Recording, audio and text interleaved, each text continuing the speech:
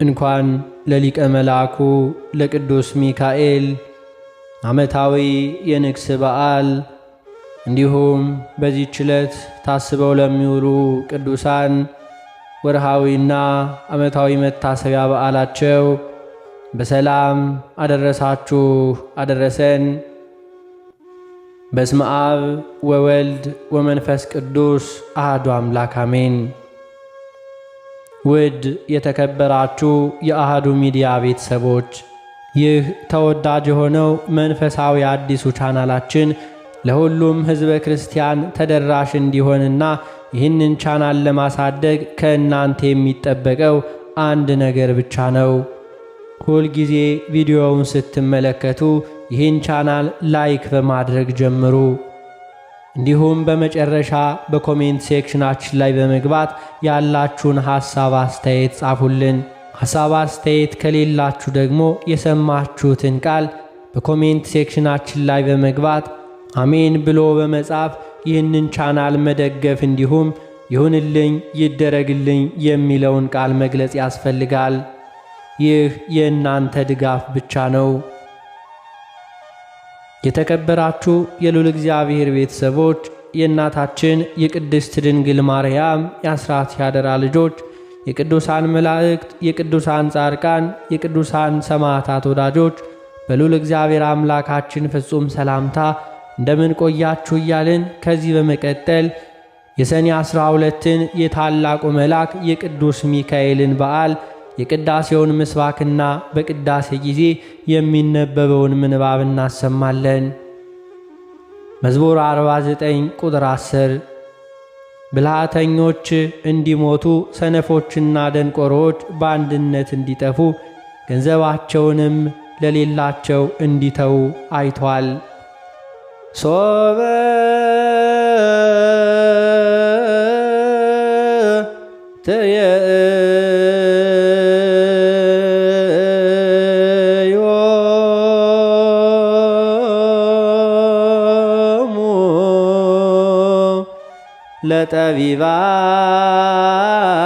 ለጠቢባን ይመውቱ ከማሁ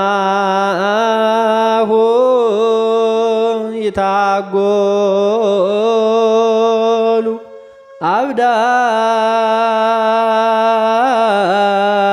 አብዳን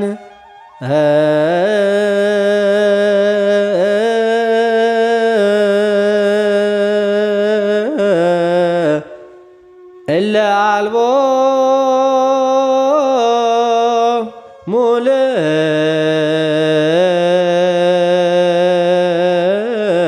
ሙልብ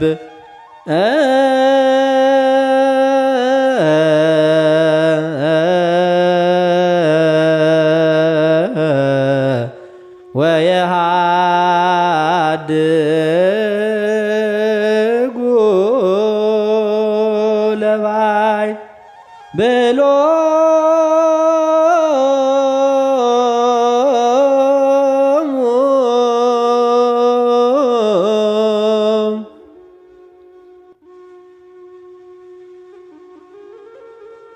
በሰኔ 12 ቀን በቅዳሴ ጊዜ የሚነበብ የመጀመሪያው ምንባብ የሐዋርያው የቅዱስ ጳውሎስ መልእክት ወደ ኤፌሶን ሰዎች ምዕራፍ 1 ቁጥር 13 እስከ ፍጻሜ። ቃሉም እንዲህ ይላል። እናንተን ደግሞ የእውነትን ቃል ይኸውም የመዳናችሁን ወንጌል ሰምታችሁ ደግሞም በክርስቶስ አምናችሁ በተስፋው መንፈስ በመንፈስ ቅዱስ ታተማችሁ። እርሱም የርስታችን መያዣ ነው፣ ለእግዚአብሔር ያለውን ሁሉ እስኪዋጅ ድረስ። ይህም ለክብሩ ምስጋና ይሆናል። ስለዚህ እኔ ደግሞ በእናንተ ዘንድ ስለሚሆን በጌታ በኢየሱስ ስለማመንና ለቅዱሳን ሁሉ ስለሚሆን መውደድ ሰምቼ ስለ እናንተ እያመሰገንሁ ስጸልይ ስለ እናንተ ማሳሰብን አልተውም። የክብር አባት የጌታችን የኢየሱስ ክርስቶስ አምላክ እርሱም በማወቅ የጥበብንና የመገለጥን መንፈስ እንዲሰጣችሁ እለምናለሁ። ይህም የልባችሁ ዓይኖች ሲበሩ የመጥራቱ ተስፋ ምን እንዲሆን በቅዱሳን ዘንድ ያለው የርስት ክብር ባለጠግነት ምን እንዲሆን ለምናምን ከሁሉ የሚበልጥ የኃይሉ ታላቅነት ምን እንዲሆን ታውቁ ዘንድ ነው። ክርስቶስንም ከሙታን እንዲያስነሳው ከአለቅነትና ከሥልጣናትም ከኃይልም ከጌትነትም ሁሉ በላይ ነውና። ከዚህም ዓለም ብቻ ሳይሆን ነገር ግን ሊመጣ ባለው ዓለም ደግሞ ከሚጠራው ስም ሁሉ በላይ በሰማያዊ ስፍራ በቀኙ ሊያስቀምጠው በክርስቶስ ባደረገው ሥራ የብርታቱ ጉልበት ይታያል። ሁሉንም ከእግሩ በታች አስገዛለት። ከሁሉ በላይም ራስ እንዲሆን ለቤተ ክርስቲያን ሰጠው። እርሷም አካሉና ሁሉን በሁሉ የሚሞላ የእርሱ ሙላት ናት።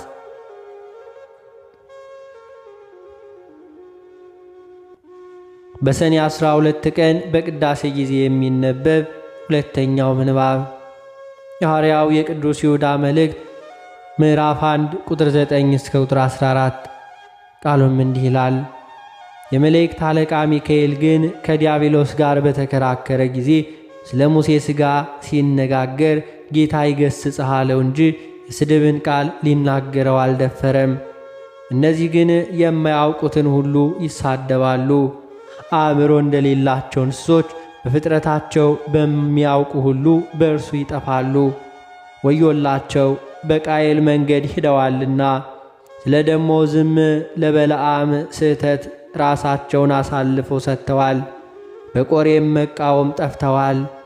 እነዚህ ከእናንተ ጋር ሲጋበዙ በፍቅር ግብዣችሁ እንደ እድፍ ናቸው። እንደ እረኞች ያለ ፍርሃት ራሳቸውን ይጠብቃሉ።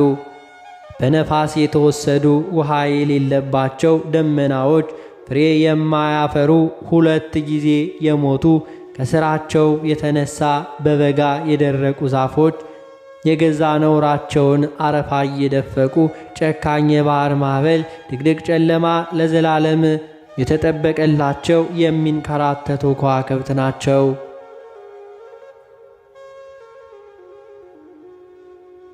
በሰኔ 12 ቀን በቅዳሴ ጊዜ የሚነበብ ሦስተኛው ምንባብ የሐዋርያት ሥራ ምዕራፍ 1 ቁጥር 10 እስከ ቁጥር 12። ቃሉም እንዲህ ይላል። እርሱም ሲሄድ ወደ ሰማይ ትኩር ብለው ሲመለከቱ ሳሉ እነሆ ነጫጭ ልብስ የለበሱ 2 ሰዎች በአጠገባቸው ቆሙ። ደግሞም የገሊላ ሰዎች ሆይ ወደ ሰማይ እየተመለከታችሁ ስለምን ቆማችኋል? ይህ ከእናንተ ወደ ሰማይ የወጣው ኢየሱስ ወደ ሰማይ ሲሄድ እንዳያችሁት እንዲሁ ይመጣል አሏቸው።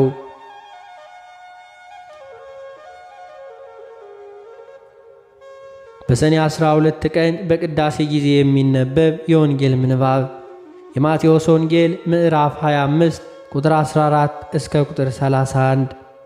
ቃሉም እንዲህ ይላል።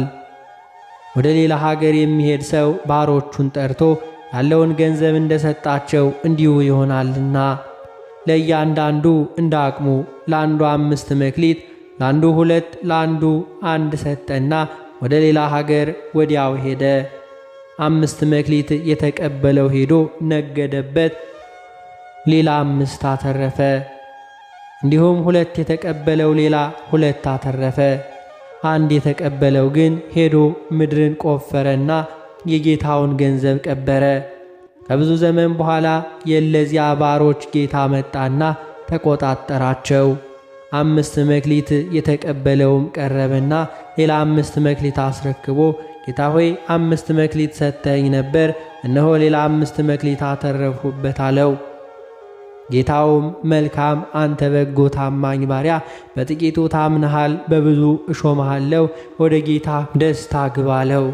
2 መክሊት የተቀበለው ደግሞ ቀርቦ ጌታ ሆይ 2 መክሊት ሰጥተኸኝ ነበር፣ እነሆ ሌላ 2 መክሊት አተረፍሁበት አለው። ጌታውም መልካም አንተ በጎ ታማኝ ባሪያ፣ በጥቂቱ ታምነሃል፣ በብዙ ሾምሃለሁ፣ ወደ ጌታ ደስታ ግባ አለው። 1 መክሊትም የተቀበለው ደግሞ ቀርቦ ጌታ ሆይ ካልዘራህባት የምታጭድ ካልበተንህባትም የምትሰበስብ ጨካኝ ሰው መሆንህን አውቃለሁ። ፈራሁም፣ ሄጀም መክሊትህን በምድር ቀበርሁ፣ እነሆ መክሊትህ አለህ አለ። ጌታውም መልሶ እንዲህ አለው፣ አንተ ክፉና ሐኬተኛ ባሪያ፣ ካልዘራሁባት እንዳጭድ ካልበተንሁባት እንድሰበስብ ታውቃለህን? ስለዚህ ገንዘቤን ለለዋጮች አደራ ልትሰጠው በተገባ ነበር።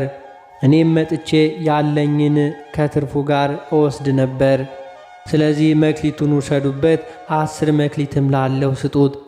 ላለው ሁሉ ይሰጠዋልና ይበዛበትማል፣ ከሌለው ግን ያው አንዱስ እንኳ ይወሰድበታል። የማይጠቅመውንም ባሪያ በውጭ ወዳለው ጨለማ ወጡት። በዚያ ለቅሶና ጥርስ ማፋጨት ይሆናል።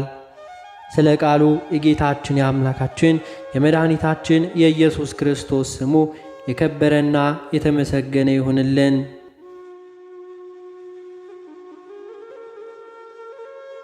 የተከበራችሁ የልዑል እግዚአብሔር ቤተሰቦች፣ ከዚህ በመቀጠል በሰኔ 12 ቀን የሚነበበውን የሊቀ መልአኩ የቅዱስ ሚካኤልን ድርሳን እናሰማለን። በስመ አብ ወወልድ ወመንፈስ ቅዱስ አሃዱ አምላክ አሜን። አንድ አምላክ በሚሆን በአብ በወልድ በመንፈስ ቅዱስ ስም አምነን በሰኔ 12 ቀን የሚነበብ የመላእክት አለቃ የቅዱስ ሚካኤል ድርሳን ነው። ይኸውም ታላቅ በዓል ነው። አማላጅነቱ ከእኛ ጋር ይሁን ለዘላለሙ አሜን። ይህ ድርሳን የኢትዮጵያ አብያተ ክርስቲያናት ቀዳሚ የሆነችው የአክሱም ሊቀ ጳጳስ አባ ዮሐንስ የተናገረው ነው። የመላእክት አለቃ ቅዱስ ሚካኤልን እጅግ ይወደው ነበር። ይህ አባት ከታምራቱ ጥቂቱን ሲናገር እንዲህ ብሏል። በአንዲት ሀገር ሃይማኖቱ የቀና መኮንን ስሙ አስተራኒቆስ የሚባል የኪልቅያ ሰው ነበር። ሚስቱም አፎሚያ ትባል ነበር። ሁለቱም እግዚአብሔርን የሚፈሩ ነበሩ። የመላእክት አለቃ ቅዱስ ሚካኤልንም እጅግ ይወዱት ነበር። በየወሩም ወር በገባ በ12 ቀን የበዓሉን መታሰቢያ ያደርጉ ነበር።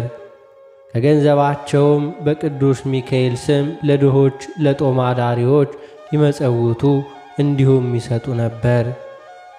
ባሏ አስተራኒቆስ ታመመ። ሚስቱ አፎሚያም እያዘነች እያለቀሰች እንዲህ አለችው፣ ጌታዬ አንድ ነገር ልንገርህ፣ እስኪ ስማኝ። ሴት ባሏ የሞተ እንደሆነ ብቸኛ ባይተዋር ጦም አዳሪ እንደምትሆን እንጀራዋንም በብዙ እንባና ሰቀቀን እንደምትመገብ አንተ ታውቃለህ።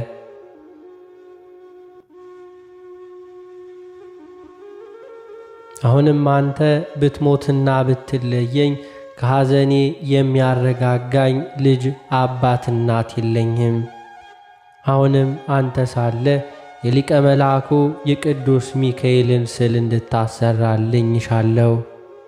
በመዓልትም በሌሊትም ከሰይጣን ጠላትነት ይጠብቀኝ ዘንድ እኔ በቤቴ ውስጥ አኖሬ እማጸንበታለሁ። አስተራኒቆስም ወደ ሰዓሊ ላከ። የመላእክት አለቃ የቅዱስ ሚካኤልን ስዕልም በልዩ ልዩ ጌጣጌጥ በወርቅ ቀለም አሳምሮ እንዲሠራላት አዘዘው። ሳሊውም እንዳዘዘው አደረገለት። አስተራኒቆስም ለሚስቱ ለአፎሚያ ያንን ስዕል ሰጣት። ባሏም ከሞተ በኋላ አፎሚያ በመላእክት አለቃ በቅዱስ ሚካኤል ስዕል ፊት እግዚአብሔርን ታገለግል ጀመር። እንዲህም እያለች የመላእክት አለቃ ቅዱስ ሚካኤል አባቴ ሆይ እዘንልኝ፣ ጠብቀኝ፣ ከእግዚአብሔር ዘንድ ምሕረትን ለምንልኝ፣ ይቅር እንዲለኝ ጸልይልኝም ትላለች። ከቀን ወደ ቀን በጎ ምግባር ትጨምር ነበር። ለድሆችና ለጦም አዳሪዎችም ትራራ ነበር። ሰይጣንም የምትሠራውን በጎ ሥራ ባየ ጊዜ በእርሷ ቀና። ተቆጥቶም ብዙ ልጆች የያዙ ባልቴቶች ሴቶችን መስሎ ወደ እርሷ ሄደ። ሊቀማትም መጣ። ከቤቷ መግቢያ በር ተቀመጠ።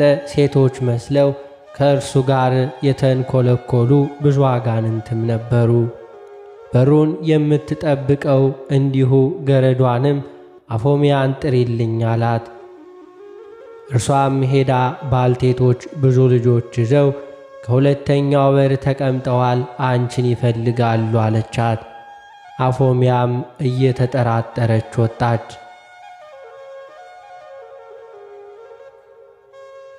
አፎምያ ባየቻቸው ጊዜ እንዲህ አለቻቸው፣ ቸር አላችሁን? ኑ ወደ ቤቴ ግቡና ጸልዩልኝ።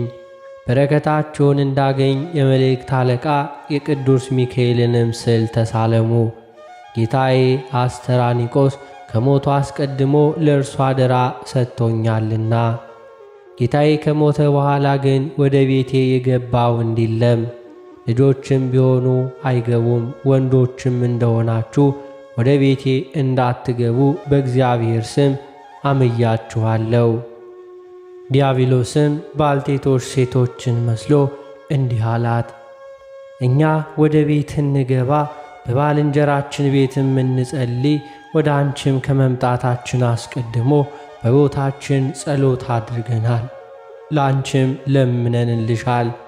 አንቺም ጾምሽ፣ ጸሎትሽ፣ ልመናሽ ብዙ ነገር እንዲሁ እርሱስ ምን ይረባሻል? ያልኩሽን የማትሰሪ ከሆነ ጾምሽ፣ ጸሎትሽ በመብዛቱ ምክንያት ዕድሜሽ ሳይደርስ በሐዘን ትሞቻለሽና። ለድሆችና ለጦም አዳሪዎች ምን ያህል ምጽዋት ትሰጫለሽ? ከሞትሽ አስቀድሞ ደግ ትሆኛለሽ፣ የሚቀብርሽም አታገኝም። አንቺ ጌታዬ ከሞተ ወደ ቤቴ የገባ ሰው የለም ትያለሽ። ባል የሌላት ሴት ሁሉ በቤቷ በረከት አይኖርም መጽሐፍ እንደተናገረ። ዳግመኛም እንዲህ አላት፣ ስሚ ልንገርሽ፣ እግዚአብሔር በመጀመሪያ ወንድንና ሴትን ንጹሕ አድርጎ የፈጠረ አይደለምን? እኔም ስለምወድሽ ይህን ልነግርሽ መጣው።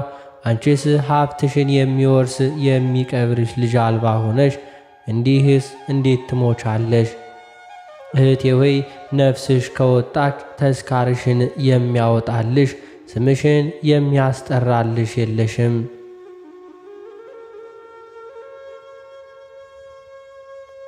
እኔ አኖሪዎስን ሚስት እንደሌለው አይቻለው።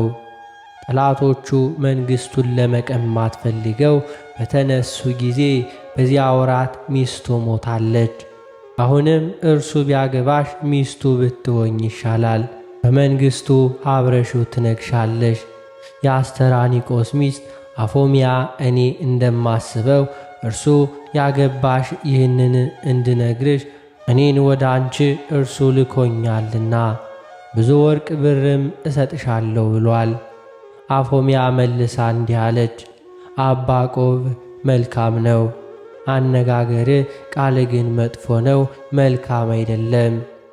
ይህን ነገር ማለት አትጹሙ፣ አትጸልዩ፣ ለድሆች፣ ለጦም አዳሪዎች፣ ባልቴት ለሌላቸው ሴቶች፣ አባት እናት ለሌላቸው ልጆች ምጽዋት አትስጡ ብሎ የተናገረ የትኛው መጽሐፍ ነው?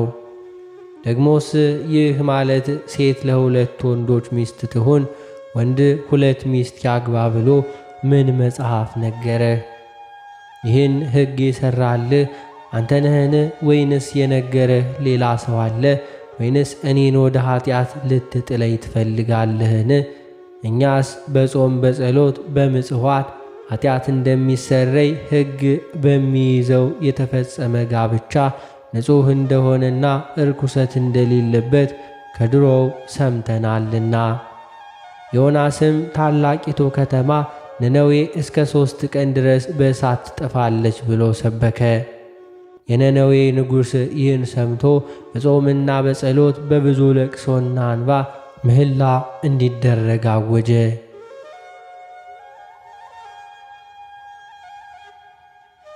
ከዚያም በኋላ የነነዌ ሰዎችም ንስሐ ገቡ። እግዚአብሔርም በደላቸውን ይቅር አላቸው። ንስሐም ስለገቡ ከጥፋት ዳኑ። ኢዮኤልም እንዲህ ብሏል፣ አሁንም እግዚአብሔር አምላክ እንዲህ አለ፣ በፍጹም ልባችሁ በጾም በጸሎት በሐዘን በለቅሶ ወደ እኔ ተመለሱ። ልብሳችሁን ሳይሆን ልባችሁን ቅደዱ። ወደ አምላካችሁ ወደ እግዚአብሔር ተመለሱ። ሩሩህ ይቅር ባይ ነውና፣ መዓቱ የራቀ ምሕረቱ የበዛ ነውና። ጌታችን መድኃኒታችን ኢየሱስ ክርስቶስ በቅዱስ ወንጌል ስለ ጾም እንዲህ ብሏል፣ ሰው የሚድን በእንጀራ ብቻ አይደለም፣ ስለ ጸሎትም ወደ መከራ እንዳትገቡ ትጉና ጸልዩ ብሏልና። ስለ ምጽዋትም ደግሞ አንድ ባለጸጋ መምህር ሆይ ምን አድርጌ የዘላለም ሕይወት እወርሳለሁ ብሎ በጠየቀው ጊዜ ጌታ ያለህን ሁሉ ሽጠ ለድሆች ለጦም አዳሪዎች ስጥና ተከተለኝ ብሎታል። ስለ ጋብቻም ባልና ሚስት አንድ አካል ናቸው። እግዚአብሔር አንድ ያደረጋቸውን ሰው ሊለያያቸው አይችልም ብሏል። ከቅዱሳት መጽሐፍት የተገኙ እነዚህ ምስክሮች ጾም፣ ጸሎት፣ ምጽዋት ደጋግ ሥራዎች እንደሆኑና ከፍተኛ ዋጋ እንዳላቸው ያስረዳሉ። በሕግ የተፈጸመ ጋብቻም ክቡር ነው። እንግዲህ አንተ አይጠቅምሽም፣ ጾምሽን፣ ጸሎትሽን፣ ምጽዋትሽን ተይ እንዴት ትለኛለ? ደግሞም እንዴት እስከ 2 አግቢ ትለኛለ? ክርስቶስ በአንደበቱ አድሮ የሚናገር ሐዋርያው ቅዱስ ጳውሎስም ለምእመናን እንዲህ እያለ ያዳኛል።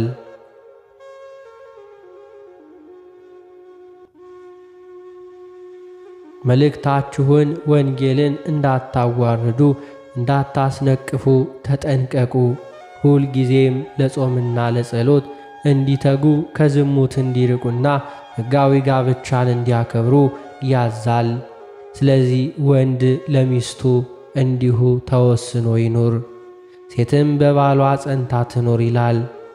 እኔስ ስለ ርግብም እንኳን እንዲሁ ባሏ ከሞተ በሌላ ወፍ እንዳትቀላቀል ለምልክትም በጥፍሯ ምላስ እንደምትጠቅስ ሌላ ወፍም እንዲሁ ሊቀርባት በፈለገ ጊዜ እንደምትጮኽና ባልንጀሮቿ እርሷን ረድተው እንደሚያባርሩት ሰምቻለሁ። አንተ ግን 2 አግቢ ትለኛለ። ይህ ሥራ የሰይጣን ሥራ ነው። አንተ ጎስቋላ፣ እኔስ አንተ ሰይጣን ትመስለኛለ ወይም ሰይጣን አድሮብሃል ማለት ነው። እንዲያ ካልሆነ ትሳለም ዘንድ የመላእክት አለቃ የቅዱስ ሚካኤልን ስዕል አመጣለሁ አለችው። አፎምያም ይህን ብላ ወደ ቤት ገባችና የሊቀ መልአኩ የቅዱስ ሚካኤልን ስዕል ይዛለት መጣች። ሰይጣንም የመላእክት አለቃ የቅዱስ ሚካኤልን ስዕል ባየ ጊዜ ከነ ሰራዊቱ እንደ ወፍ በሮ እንዲሁ ጠፋ። መለስ ብሎም አፎምያን ተናገራት፣ እንዲህም አላት፣ ላስትሽ በነገሬም ላጠምድሽ ወደ አንቺ መጥቼ ነበር። አንቺ ግን አሸነፍሽኝ፣ አመለጥሽኝ። ነገር ግን ከእንጨት ከወርቅ ከብር ተሰርቶ ቤትሽ ውስጥ ባለው በቅዱስ ሚካኤል ስዕል ምክንያት አትታበይ። እኔ አልለቅሽም፣ እጠባበቅሻለሁ እስከ በዓሉም እስከ ሰኔ 12 ቀን ድረስ ብሎ ነገራት።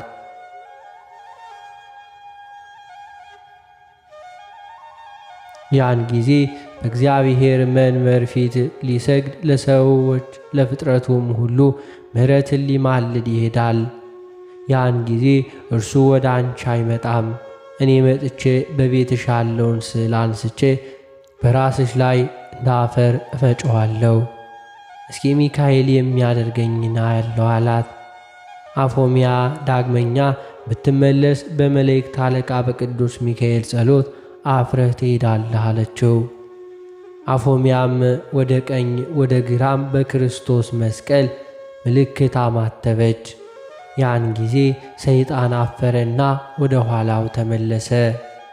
አፎምያም ለድሆችና ለጦም አዳሪዎች በመራራት በመመጽወት በጾም በጸሎት በጎ ሥራንም እየጨመረች ሄደች። ከዚህ በኋላ በሦስተኛው ወር በሰኔ በ12 ቀን የመላእክት አለቃ የቅዱስ ሚካኤል በዓል ዕለት ሲደርስ ዲያብሎስ እንደገና በአስኬማ መላእክት ተመስሎ በሌሊት መጣ። ጳውሎስ ራሱ ሰይጣን የብርሃን መልአክ መስሎ ይመጣል እንዳለ፣ እንዲሁም በእጁም የያዘው በትር የወርቅ ነበር። በዚያም በትር ላይ የመስቀል ምልክትና አምሳል አልነበረበትም። ከቤቷ ገብቶ እንዲህ አላት፣ አፎምያ ሆይ ቸር አለሽልኝ።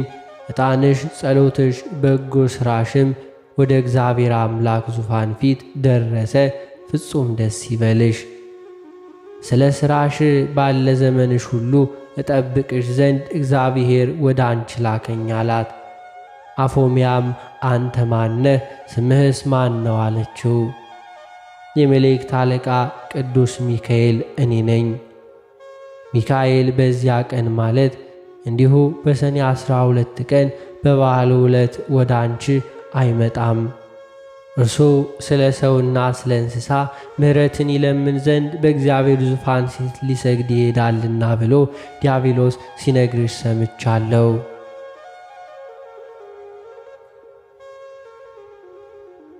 ስለዚህ ዲያብሎስ እንዳይበረታብሽ አንቺን ለመርዳት ከሰማይ ወረድኩ። አሁንም ለእኔ ልትሰግጅ ይገባሻል። መላእክቶቼን በሰማይ ትቼ አድንሽ ዘንድ ወደ አንቺ ወርጃለሁና አላት።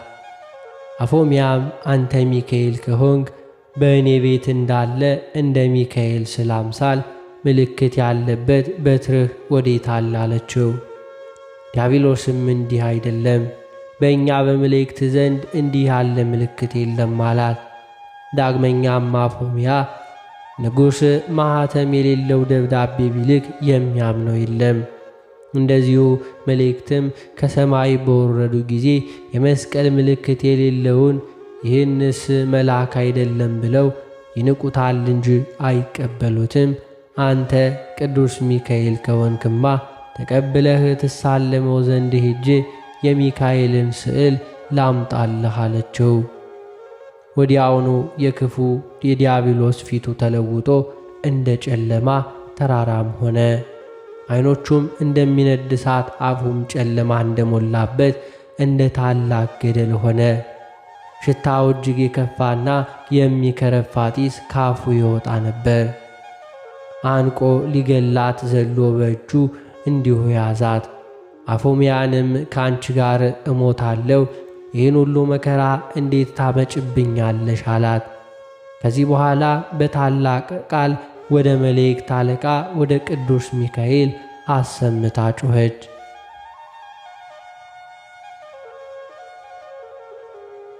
የመላእክት አለቃ ቅዱስ ሚካኤል ሆይ ከጠላቴ ከሰውም ሁሉ ጠላት መጥተህ አድነኝ አለችው። ከዚህ በኋላ የመላእክት አለቃ ቅዱስ ሚካኤል ያድናት ዘንድ ታላቅ ብርሃን ለብሶ ወረደ። ብርሃኑም ቤቷን ሁሉ መላው። ከዚህ በኋላ ዲያብሎስን ይዞ በእጁ በትር መትቶ ከምድር ላይ ጣለው። ዲያብሎስም ቅዱስ ሚካኤልን እግዚአብሔር የሰጠኝ ጊዜ ሳይደርስ እንዳታጠፋኝ በእግዚአብሔር ስም አምልሃለሁ። ከዚህ በኋላ ስዕልህ ወዳለበትና ስምህ ወደ ተጠራበት አልደርስም። የመላእክት አለቃ ቅዱስ ሚካኤል ሆይ ቀድሞም እግዚአብሔር ከሹመቴ ባሻረኝ ጊዜ የተዋጋኸኝ ከሰማይ ወደ ምድር የጣልከኝ አንተ ነህ አለው። ያን ጊዜ ቅዱስ ሚካኤል ዲያብሎስን አሳፍሮ አዋርዶ ተወው። ቅዱስ ሚካኤልም አፎምያን የእግዚአብሔር አገልጋይ ሆይ አንቺ የተመሰገንሽ ነሽ፣ ጾምሽ፣ ጸሎትሽ፣ ምጽዋትሽና በጎ ሥራሽ መልካም መታሰቢያ ሆኖ ወደ ሰማይ አረገ፣ ከእግዚአብሔር ፊትም ደረሰ። አሁንም ወደ ቤተ ክርስቲያን ሂጅና ጸልይ፣ ዛሬ ነፍስሽ ከሥጋሽ ትለያለችና። መላእክትም ወደ አንቺ መጥተው ነፍስሽን ወደ መንግሥተ ሰማያት ያሳርጓታል። ነፍስሽም ከባልሽ ከአስትራዲቆስ ነፍስ ጋር ከዚያ ለዘላለም በዕረፍት ትኖራለች። ከዚህ በኋላ የመላእክት አለቃ ቅዱስ ሚካኤል አፎምያ እያየችው ወደ ሰማያት ወጣ። አፎምያም ወዲያውኑ ንጹሕ ልብስ ለብሳ ወደ ቤተ ክርስቲያን ገባች። የክርስቶስን ሥጋውን ደሙን ተቀበለች። ጳጳሱንም ከእግሩ ስር ወድቃ ና ከቤቴ ገብተ ስለ እኔ ጸልይልኝ አለችው።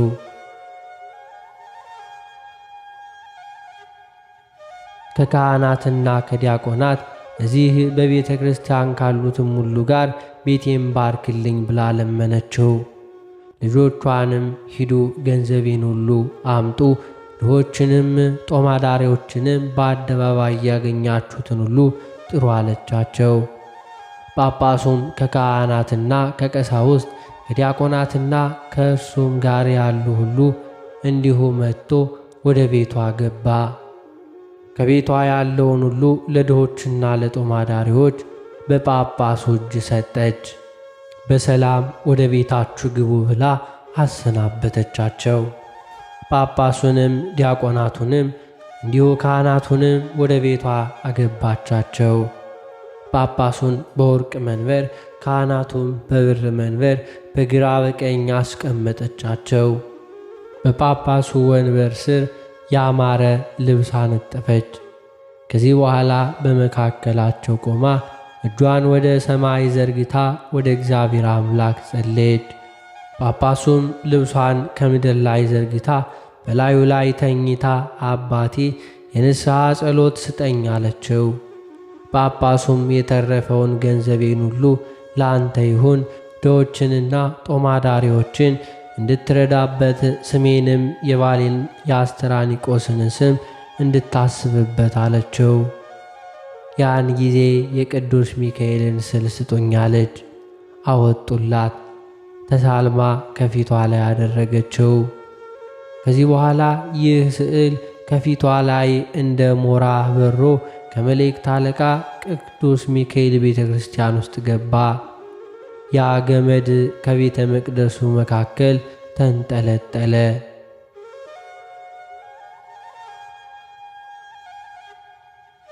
ከዚህ በኋላ ለምለም ቅጠል አወጣ፣ በጎ ፍሬም አፈራ።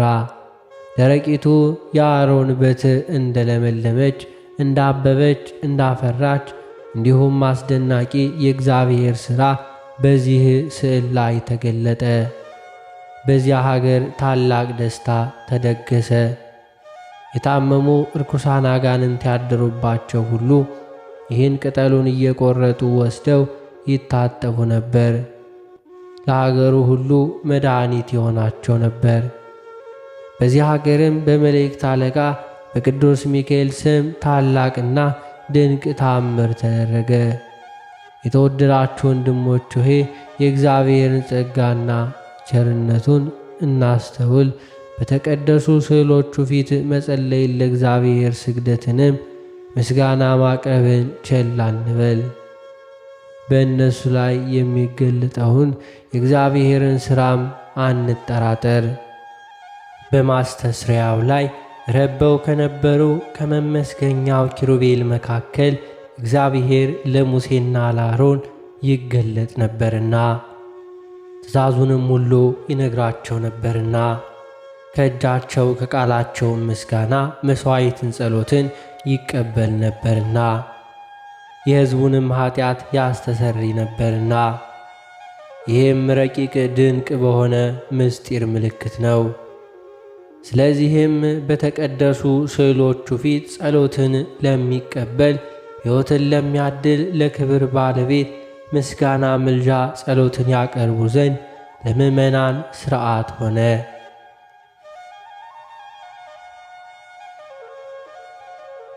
በሰማይ ካለው በምድርም ካለው ከምድር በታችም በውሃ ውስጥ ካለው ፍጥረት ሁሉ አንተ አምላክ አታብጅ፣ አትስገድላቸው፣ አታምልካቸው ሲል እግዚአብሔር አምላክ አዟል። ስለዚህ በተቀደሱ ስዕሎች ፊት ለእግዚአብሔር ጸሎትንና ምስጋናን ማቅረብ አይገባም እያሉ በኦሪት ቃል የሚመካኙ ሰዎች አሉ።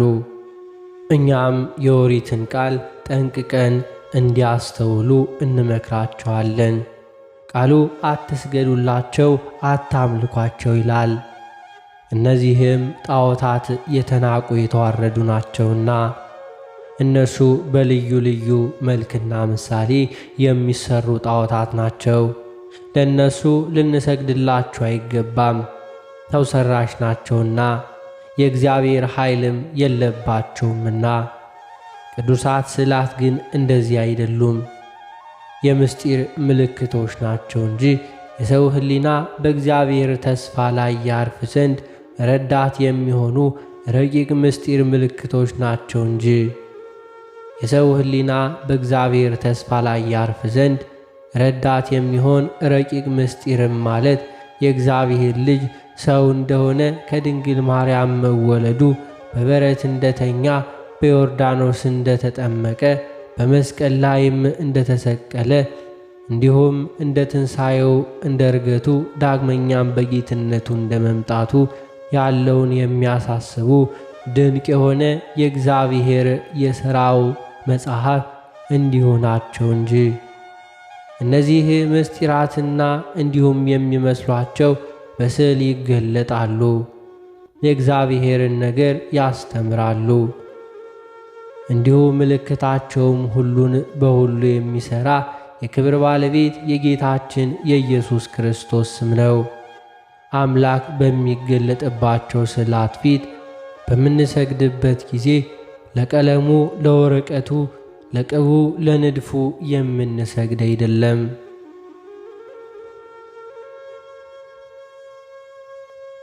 እንደ ቸርነቱ ብዛት እንደ ካህሊነቱ ጽንዓት በስዕላት ላይ ለሚገለጥና በእውነት ለሚጠሩት እንደወደደ መልስ ለሚሰጥ አምላክ ነው እንጂ። በእነዚህ ስዕላት ፊት የሚሰግድ፣ የሚጸልይ፣ የሚማልድ፣ የሚለምን፣ የሚያመሰግን፣ የሚዘምር የክብር ንጉሥ እግዚአብሔር ያከብረዋል፣ ከፍ ከፍ ያደርገዋል።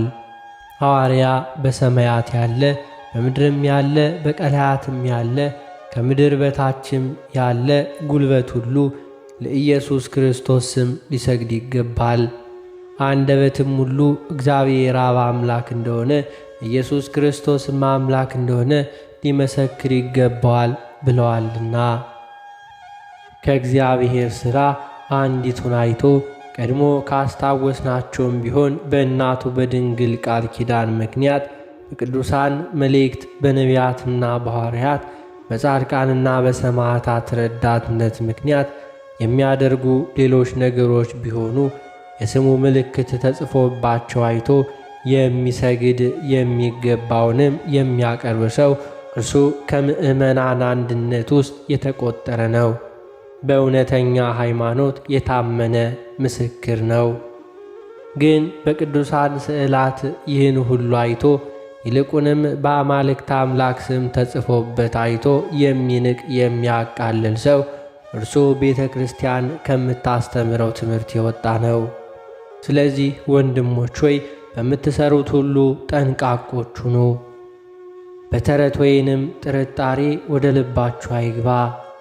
ይህች ቅድስት አፎሚያ ከመላእክት አለቃ ከቅዱስ ሚካኤል ስዕል ዘንድ ለመነች፣ ስሙንም ጠራች። ፈጣሪው እንደሚረዳ ታመነች። በዚህም ምክንያት በሃይማኖት ከሰይጣን ወጥመድ አመለጠች፣ የማይጠፋውንም የሕይወት ተስፋ አገኘች። አሁንም የመላእክት አለቃ የቅዱስ ሚካኤል የፈጣሪው በረከትና ረድኤት የቅድስት አፎሚያ አማላጅነት ከእኛ ጋር ይሁን ለዘላለም አሜን። የተከበራችሁ የልዑል እግዚአብሔር ቤተሰቦች ከዚህ በመቀጠል የመልካ ሚካኤልን ጸሎት እናሰማለን። በስመ አብ ወወልድ ወመንፈስ ቅዱስ አሐዱ አምላክ አሜን። አንድ አምላክ በሚሆን በአብ በወልድ በመንፈስ ቅዱስ ስም እናምናለን፣ ዛሬም ዘወትርም ለዘላለም አሜን። ሚካኤል ሆይ የያሬድ ልጅ ሄኖክ እንደጻፈው ከልዑል ስም አጠራርህ ጋር ለተባበረ ስም አጠራርህ ሰላም እላለሁ። የእግዚአብሔር የምክሩ አበጋዝ ሆይ የተቸገሩትን የተጨነቁትን ዘወትር እንደምትረዳቸው ሁሉ እኔንም ለመርዳት ክንፍን ዘርግተ ፈጥነ ድረስልኝ። ሚካኤል ሆይ ከፈጣሪ በቀር ስነ ባሕሪውን ማንም ተመራምሮ ለማይደርስበት ነበልባላዊ ስር ተርስ ሰላም እላለሁ። የእግዚአብሔር ባለሟል ሆይ በእግዚአብሔር ፊት በጎ መዓዛ ያለውን መሥዋዕት የምታሳርግ አንተ ሚካኤል ነህና ከሐዘንና ከለቅሶ የተነሣ እኔን አገልጋይህን እርጅና እንዳይጫነኝ ሰውነቴ ባዘነችና በተከዘች ጊዜ ልቡናዬን ታረጋጋት ዘንድ ፈጥነ ድረስላት። ሚካኤል ሆይ መብረቅን ለተጎናጸፈ መልአካዊ ረቂቅ ርዕስህ ሰላም እላለሁ። ተፈጥሯቸው ከእሳት የሆነ የሰማያውያን የመላእክት ሰራዊት አለቃቸው የምትሆን ሚካኤል ሆይ በኃጢአት ተሰነካክዬ ወድቄ እንዳልፍገመገም አንተን ድጋፍ አድርጌአለሁና ፍጹም የማዳንህን ትድግና በእኔ ላይ ትገልጽ ዘንድ በስተቀኝ ቆመህ አለሁልህ በለኝ እንጂ በሩቅ ሆነህ አትመልከተኝ። ሚካኤል ሆይ መሬትና ውሃ ያልተቀላቀለበት ከነፋስና ከእሳት ብቻ ለተፈጠረው መልአካዊ ገጽታ ሰላም እላለሁ። የምሕረት መልአክ ሆይ የሊባኖስ ዛፎች አጹቃቸው ታጅበው በልምላሜ አሸብርቀው እንደሚታዩ ልመናዬን በማቀርብበት ጊዜ ሁሉ መጪውን ዘመኔን በክንፈ ረድኤትህ ተንከባክበህ በቸርነትህ አስጊጠኝ።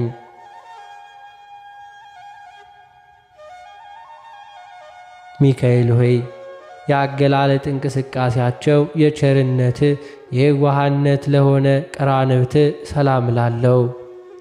የእግዚአብሔር የቸርነቱ ጉዳይ አስፈጻሚ ሚካኤል ሆይ ችግረኛን ለመርዳት በሁሉ ቦታ የምትገኝ አንተ ነህና የተለመደውን ቸርነትህን በልቤ አወጣለሁ አወርዳለሁ። ስለዚህ ትድግናህን ተስፋ አደርጋለሁ። ሚካኤል ሆይ ለሰው ልጅ ይቅርታን ለማስገኘት ወደ ልዑል እግዚአብሔር አምላክ አሻቅበው ለሚማልዱ ዓይኖችህ ሰላምታ ይገባል።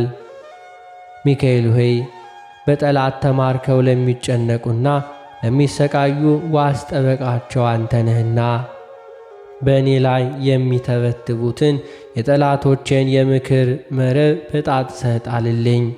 ነፍሴን ሥጋዬንም ለአንተ አደራ ሰጥቻለሁና። ሚካኤል ሆይ የችግረኛውንም ጸሎት ፈጥነው ለሚሰሙ አዛኖችህ ሰላምታ ይገባል። የይቅርታ መልአክ ሆይ ችግሬን አቃልልኝ፣ ጭንቀቴን አስወግድልኝ። ምክርንም ትለግሰኝ ጥበብንም ታስተምረኝ ዘንድ አባት እንዳደረግኩ አንተም ልጅ አድርገኝ።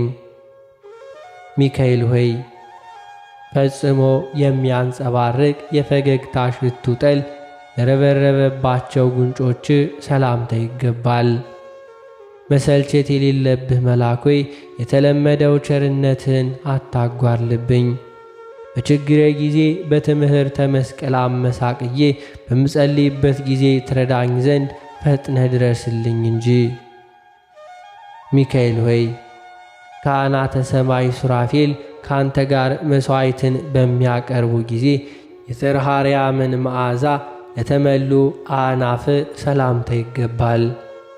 ቸር ጠባቂ መልአክ ሆይ የነገደ እስራኤል የያዕቆብ ጠባቂ አንተ ነህና ጓደኞችህ መላእክትን እኔን አገልጋይህን ኑ ወዳጄን ጎብኙ ብለህ ጋብዛቸው፣ በአንዱ ፍቅር ሌላው ይሳባልና።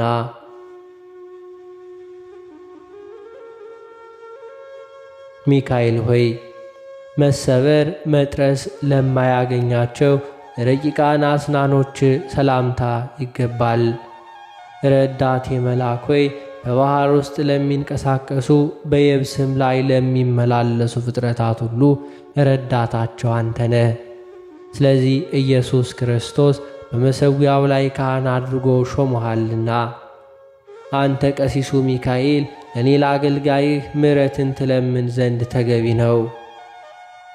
ሚካኤል ሆይ ስለ ሙሴ ሥጋ ከዲያብሎስ ጋር ክርክር በተደረገ ጊዜ የዘለፋ ቃል ላልተናገረ አንደበትህ ሰላም እላለሁ።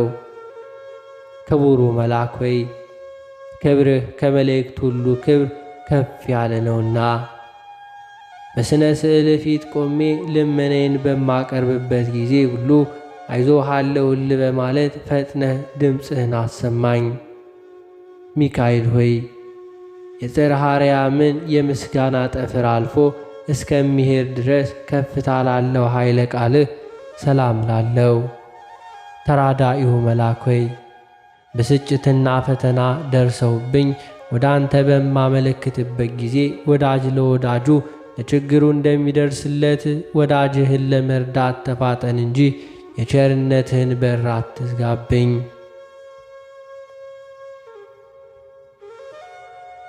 ሚካኤል ሆይ የነፍስ ቁስለኞችን ለማዳን መድኃኒተ ፈውስን እፍ ለሚለው እስትንፋስህ ሰላም እላለሁ።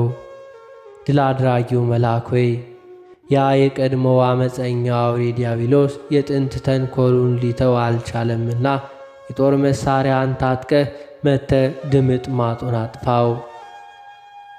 ሚካኤል ሆይ ድምፀ ጉህናው በጽርሐ አርያም እስኪሞላ ድረስ የምስጋና ቃል ለሚያስተጋባ ጉሬህ ሰላም እላለሁ።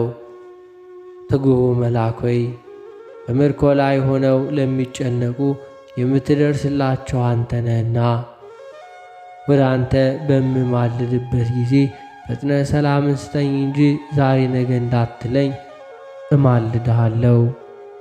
ሚካኤል ሆይ ከዕንቁ ባሕር ይልቅ የሚያስደንቅ የሥነ ተፈጥሮን ሐብል ላጠለቀ ክሳድህ ሰላም እላለሁ።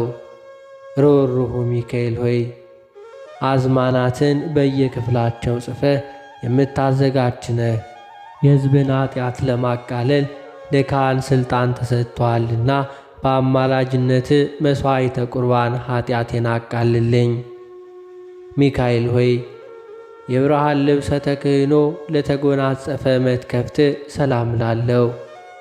ፈጥኖ ደራሹ መልአክ ሆይ የሰውን ልጅ ለመርዳትና እንዲሁ ለማዳን የእግዚአብሔር ልዩ መልእክተኛ ነህና አራሽ ገበሬ ወይፈኑን በቀንበር እንደሚያቀና የጠላቴን ትከሻ በመዓት ቀንበር ቅጣው፣ ጀርባውንም በመቅሰፍት ጅራፍ ግረፈው።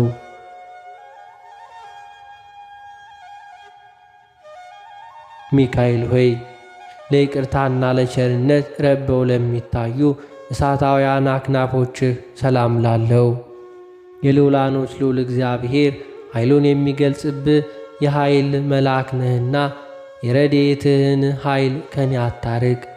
ይህ ካልሆነ ግን ጠላቶቼ እሰይ እሰይ አይመስሎ መስሎ አይሆኑ ሆኖ አየነው እያሉ ይሳለቁብኛልና።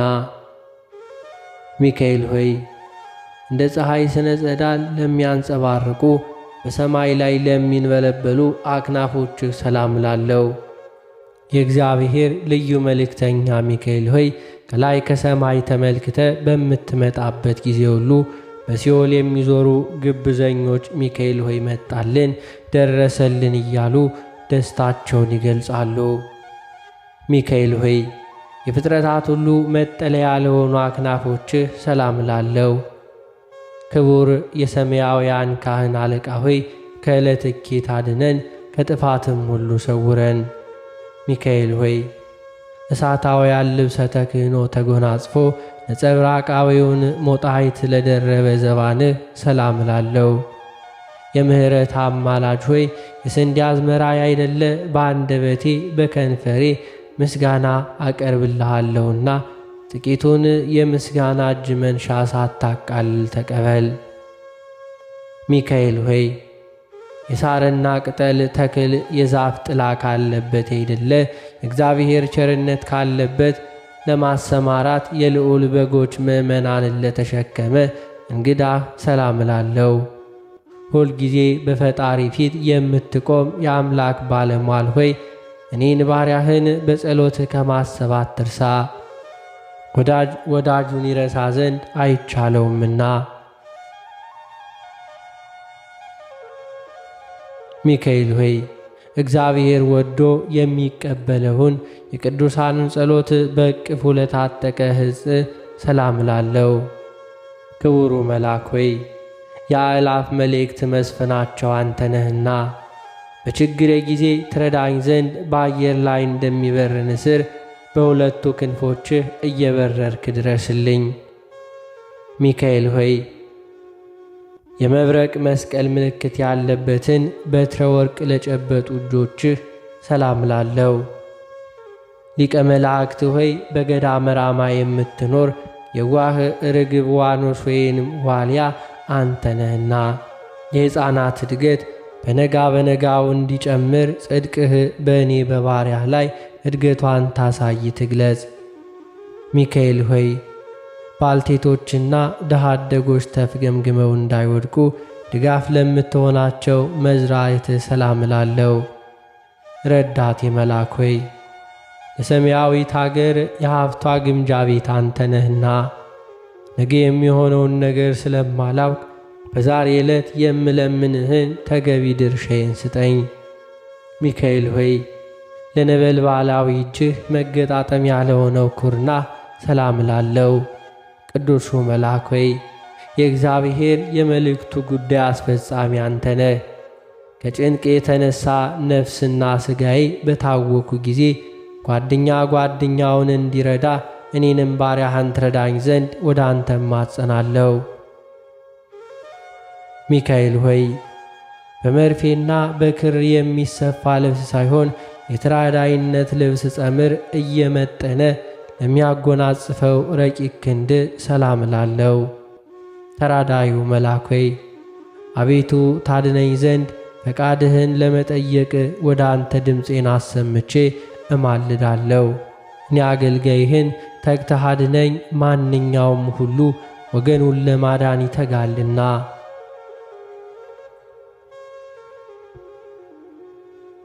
ሚካኤል ሆይ የማይታበለውን የቃል ኪዳን ማኅተም ለጨበጠ እጅህ መዳፍህ ሰላም ላለው።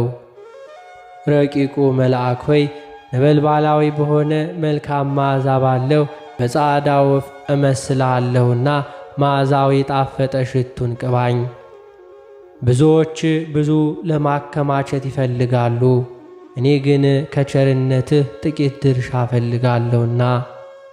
ሚካኤል ሆይ በትጉሃን እረኞች ትጋት የተነሳ ደቂቀ አባግ በበረከቱ ጊዜ መጽሐፍትን ላዘጋጁ ጣቶችህ ሰላም እላለሁ። ጠባቂው መልአክ ሆይ የነገሥታት ንጉሥ የሚሆን የእግዚአብሔር የመሥዋዕቱ ካህን ነህና በሚሄድበት ጎዳና በሰላም እራመድ ዘንድ በጥበብ የበለጸጉ ጣቶች ለእጆቼ የሕይወት ጫማን ያዘጋጁልኝ። ሚካኤል ሆይ እንደ ልዝብ የራስ ወርቅ ቀጸላ በአርእስተ አጻብዕ ላይ ለሚያንጸባርቁ አጽፋሮች ሰላም እላለሁ። ከወራሪ ጠላት ታድናት ዘንድ ሰውነቴ እንደ ሕሊናዋ ወደ አንተ ዘርግታ ትማልድሃለች።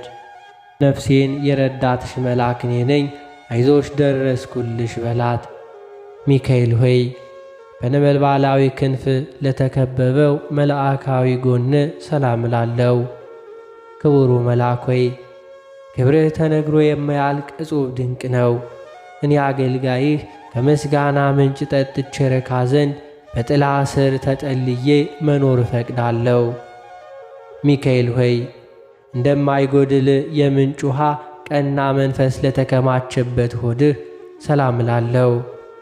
ሰማያዊው ካህን ሆይ በሰባተኛ ሰማይ የመሠዊያ አዳራሽ ቆመ በጸሎትህ ኀጢአቴን ታስተሰርይልኝ ዘንድ እኔ አገልጋይህ ካህኑ ሚካኤል እያልኩ እማልድሃለሁ።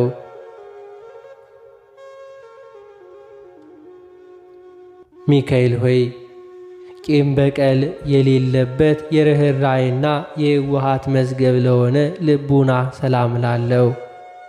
የሰማያውያን ኃይላት አለቃ ሚካኤል ሆይ የእስራኤልን ልጆች ባሕሩን ከፍለ በባሕር መካከል እንዳሳለፍካቸው እኔንም አገልጋይህን ከስውር ወጥመድ ሰውረ በሰላም አሳልፈኝ። ሚካኤል ሆይ በውሳጤ ገባዋት አማክሎ አስተካክሎ እግዚአብሔር ለፈጠረው ለማይዳሰሰው ኩለያትህ ሰላም እላለሁ። ኃያሉ መልአክ ሆይ ኃይልህን የሰው ኃይል ሊተካከለው አይችልምና እንግደለው እናጥፋው የሚሉትን ጠላቶቼን ጭጋግ በቀላቀለው አውሎ ነፋስ በታትነ ከገጸ ምድር አጥፋቸው። ሚካኤል ሆይ ከይቅርታና ምሕረት ብቻ በቀር ጥፋትንና ተንኰልን ለሚያስብ ሕሊናህ ሰላም እላለሁ። ፈጣኑ መልአክ ሆይ አስቀድሞ የተጣላሃን በቀል ባለመርሳት ጋሻህን አንሳ፣ ነበልባላዊ ሰይፍህንም በጠላቴ በዲያብሎስ ላይ መዘህ ተነሳሳበት። ሚካኤል ሆይ መጎናጸፊያው ነበልባላዊ ሕዋሰ ከርሥ ስለሆነው ንዋዬ ውስጥ ሰላም እላለሁ። ክቡሩ መልአክ ሆይ የእግዚአብሔር የትእዛዙ አስተላላፊ አዋጅ ነጋሪ አንተ ነህና እኔን አገልጋይህን ከሞት ኀጢአት አድነኝ፣ ያለመጠራጠር አንተን ያመነ ሁሉ የፈለገውን ያገኛል። ተስፋ በመቁረጡ አዝኖ ተክዞ የሄደ የለምና። ሚካኤል ሆይ መብረቅ የተዋሃደው ረቂቅ የሆነ ለማይዳሰስ ህንብርት ሰላም ላለው ለጋሱ መልአክ ሆይ በነጋ በጠባ ትኩስ መናን በማዝነብ የእስራኤልን ልጆች በበረሃ እንደመገብካቸው እኔንም ባሪያህን እውነተኛውን ኅብስተ ሕይወት መግበኝ። ሚካኤል ሆይ መብረቅን በተመላ የነጸብራቅ ዝናር ለታጠቀ ወገብህ ሰላም ላለው ታጋሹ መልአክ ሆይ ከመዓት የራቅህ የምሕረት አማላጅ ነህና ከስነ ገጽህ ነጸብራቅ ጥቂት ብልጭ አድርገህ የነፍሴን የብርድ ቅዝቃዜ እንዲሁ በላቦት ሞቅ አድርግላት። ሚካኤል ሆይ ጠቢበ ጠቢባን የተባለ አምላክ በወርቅ ዙፋኑ ላይ እንደ አምድ አስተካክሎ ያቆማቸው አጽንኖ አድንኖ ለሌለባቸው አቆያጽ ሰላም ላለው የሕይወት ጎዳና መሪ ሆይ እስራኤልን በባሕር መካከል መንገድ ጠርገህ ከፍተህ ያሳለፍካቸው አንተ ነህና ከባዱን የኀጢአት ሸክም ከላይ ታወርድልኝ ዘንድ በክንፍህ እየበረርክ ድረስልኝ። ሚካኤል ሆይ የሰውን ልጅ ኀጢአት ለማስተስረይ ወደ ፈጣሪ በሰጊድ ለሚማልዱ አብራክ ሰላም ላለው የሁሉ ጠባቂ ሆይ በባሕሪው ባሕረ ጥበብን የፈጠረ የእግዚአብሔር ልዩ መልእክተኛ ነህና የራሔልንና የልያን ልጆች ከነሱ ባለመለየት ለ40 ዘመን እንደጠበቅሃቸው እኔን አገልጋይህን በጠላቶቼ እንዳልበዘበዝ ከእኔ ሳትለይ ጠብቀኝ። ሚካኤል ሆይ የተገፉትን የተከፉትን ለመጎብኘት በነፋስ ሰረገላ ለሚሮጡ እግሮችህ ሰላም ላለው ቅንነት ያለህ መልአክ ሆይ ከአመፃ ከተንኮል ንጹሕ ልብ የሆንክ የዋህ ነህና እግሮቼን ከስህተት ጎዳና ጠብቀ ወደ ጽድቅ ጎዳና መርተኸኝ የሕይወትን ፍሬ ለመብላት አብቃኝ። ሚካኤል ሆይ በስህተት ጎዳና ለማይጓዙ ሁለቱ ሰኮና ሰላም ላለው ቀልጣፋው መልአክ ሆይ ሥጋዊ ደማዊ ፍጡርን ለመርዳት ፈጣን ነህና የሕይወቴን ተረፈ ተንከባክቤ እኖር ዘንድ በቸርነት ጥላ ስር አስቀምጠ ጠብቀኝ። ሚካኤል ሆይ የሕይወትን የእሳት ግለት ለተጫማ መከሄድህ ሰላም ላለው ዋናተኛው መልአክ ሆይ ባሕረ እሳትን እንደ ቀዘፍክ ማዕበሉን ጸጥ በማድረግ ነፍሳትን የምታሻግር አንተ ነህና መልካሙን ድምፅህን ለማሰማት ጆሮውን ተከፍትለት ዘንድ በጥቡ ልቡና ሆኖ የሚለምንን ሁሉ እዝነ ልቡናውን ክፈትለት። ሚካኤል ሆይ ተፈጥሯቸው ከነደ እሳት ለሆነ ጣቶች ሰላም ላለው ኃያሉ መልአክ ሆይ ሰማያዊን የተቀዳጀንህና በፍጹም ረድኤት ከጥፋት እድን ዘንድ ከቀድሞ ጀምሮ ከነበረ ከቅጽረ ጸሎት ሰውነቴን አስጠጋት። ካንተ የሚጠጋ ደካማም ቢሆን ብርቱም ጽኑ በሚሆን ኃይል ይድናልና።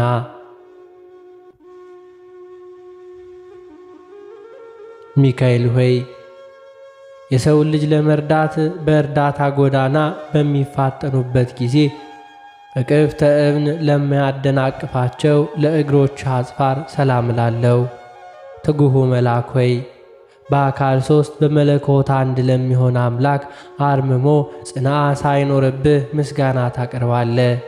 ስለዚህም በዚህ ዓለም በምትኖርበት ጊዜ ሁሉ እምነቴ ባንተ ላይ ስለሆነ ቸል አትበለኝ። ከሰው ወገን ማንም ቢሆን ወገኑን ቸል አይልምና።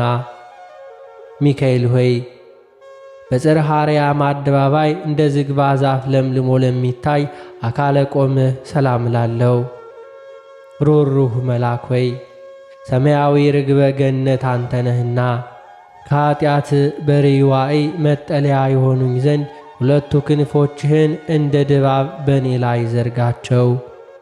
ሚካኤል ሆይ በየስማቸው በየአንጻራቸው ጸንተው ለሚገኙ ለመልክህ ባሕርያት ሰላም ላለው። ብርሃናዊው መልአክ ሆይ በልብስ ብርሃን የተጌጥክ የተሸለምክ እንደመሆን በዘመኑ ሁሉ ወዳጅነትህ እጅግ ጠቃሚ ነው። የወዳጅን ኃጢአት ለማስተስረይ የታመንክ የነፍስ ወዳጅ ነህና። ሚካኤል ሆይ ለእግዚአብሔር በመስገድና ከፍ ባለ ድምፅ በማመስገን ለመልክህ ሰላም ላለው። የምሕረት አማላጅ ሆይ ቸርነትህ የዋህነትህ ልማድህ ነውና ጠላት በመንገድ ሸምቆ እንዳያስደነግጠኝ ሰይፍህን መዘህ ተገለጥና በርግጎ ገደል ይግባ።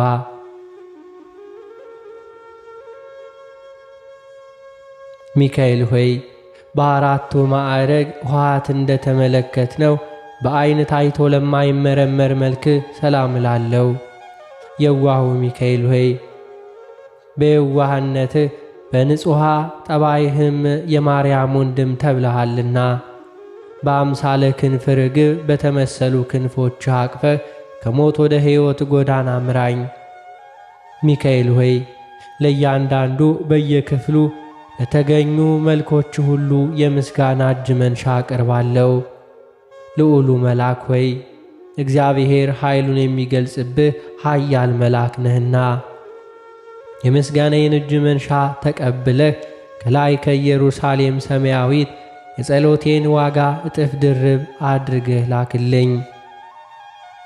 አማላጃችን ሚካኤል ሆይ ፈጥኖ ደራሻችን ሚካኤል ሆይ የጌታውን ዙፋን ከሚያጥኑ ሱራፌል ካህን አንዱ ሰማያዊ ካህን አንተ ነህና የሰማያውያን ሊቃነ መላእክት ሁሉ አንተ አለቃቸው ነህና ይልቁንም የልዑላን ልዑል አንተ ነህና በጠራሁ ጊዜ ሁሉ በይቅርታና በቸርነት ድረስልኝ እንጂ አትራቀኝ። የተጨነቀውን የተጨቆነውን ነፃ የምታወጣ መልአክ ሆይ ሰላም ላንተ ይሁን። ሁሉን ሠራተኛ ሰርቶ እንዲበላ ውሎ እንዲገባ የምትጠብቀው ሚካኤል ሆይ ሰላም ላንተ ይሁን። ችግረኛውን ለመርዳት ከልዑል ዘንድ የምትላክ ሚካኤል ሆይ ሰላም ላንተ ይሁን።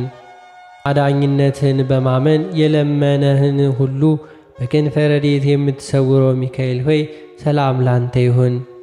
በሐዘን በትካዜ ላይ ወድቆ የሚፍገመገመውን የሚንፈራገጠውን ፈጥነ ደርሰ ደግፈ የምታጽናናው ሚካኤል ሆይ አንገትህን ዘንበል ቀልበስ አድርገ በፈጣሪ ፊት ሰግደ እኛን ባሮችህን በቸርነቱ ይጎበኘን ዘንድ የማናዊት እጁን ዘርግቶ የባርከን ዘንድ ለምን አማልድ ለዘላለሙ አሜን። አቤቱ የታላቁ መልአክ የቅዱስ ሚካኤል አምላክ ሆይ በአርያህ በአምሳሌ የፈጠርከንን እኛን ሕዝቦችን ሁሉ ከመከራ ሥጋ ከመከራ ነፍስ ሰውረን ዛሬም ዘወትርም ለዘላለም አሜን።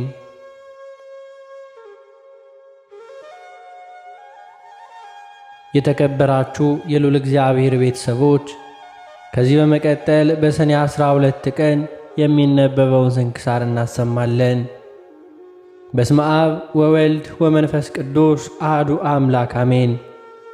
አንድ አምላክ በሆነ በአብ በወልድ በመንፈስ ቅዱስ ስም ሰኔ 12 በዚህች ዕለት የከበረ የመላእክት አለቃ የመልአኩ የቅዱስ ሚካኤል የመታሰቢያውን በዓል ያከብራሉ።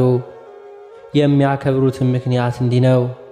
እስክንድርያ በምትባል ከተማ አክላዎባጥራ የተባለች ንግሥት የንጉሥ በጥሊሞስ ልጅ ዙሃል በሚባል ኮከብ ስም ያሰራችው ታላቅ ምኵራብ ነበረና በየዓመቱ ሰኔ በባተ በ12 ቀን በዚያ ምኵራብ ሕዝቡ ተሰብስቦ ታላቅ በዓል ያደርግ ነበር። በዚያም ምኵራብ ውስጥ ዙሃል የሚሉት ታላቅ የናስ ጣዖት ነበርና በዓሉ በሚከበርበት ዕለት ብዙ ፍሪዳዎችን ያርዱለት ነበር። አባ እለእስክንድሮስም ከተሾመበት ዘመን ድረስ ለዚህ ጣዖት እንዲህ ሲያደርጉ ኖሩ። ይኸውም 300 ዓመተ ምህረት ተፈጽሞ በአራተኛው ምዕት ውስጥ ነበር። አባ እለእስክንድሮስ በእስክንድርያ ከተማ ሊቀ ጵጵስና በተሾመ ጊዜ ጻድቁ ቆስጠንጢኖስም በነገሰ ጊዜ የክርስትና ሃይማኖት ስለ ተስፋፋች ያን ጣዖት ሊሰብረው ወዶ ሳለ ጎስቋሎች ሰዎች ከለከሉት። እንዲህም አሉት፣ እኛ በዚህ ቦታ ይህን በዓል ማክበርን ለምደናል። እነሆ ከአንተ በፊት 18 ሊቃነ ጳጳሳት አልፈዋል። ይህንም ልማዳችንን አልለወጡብንም። አባ እለእስክንድሮስ ግን ገሰጻቸው፣ አስተማራቸው። ስህተታቸውንም በመግለጥ እንዲህ ብሎ አስተማራቸው።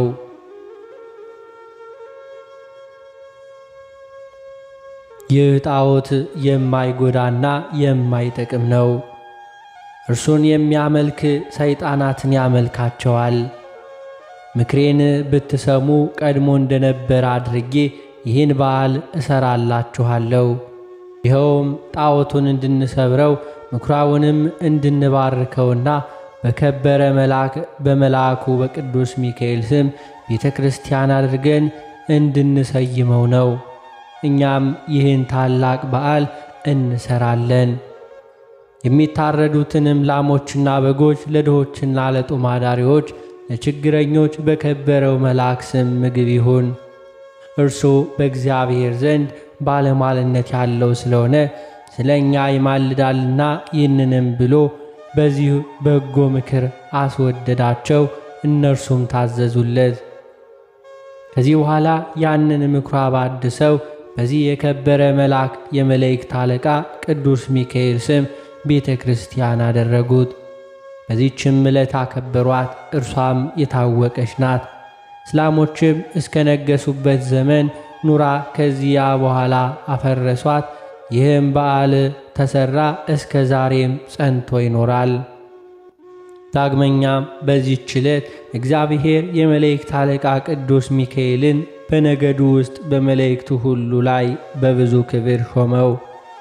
ይህም የከበረ መልአክ ክብር ይግባውና በጌታችን ፊት ስለ ሰው ልጆችና ስለ ፍጥረትም ሁሉ ይለምናልና ይማልዳልም።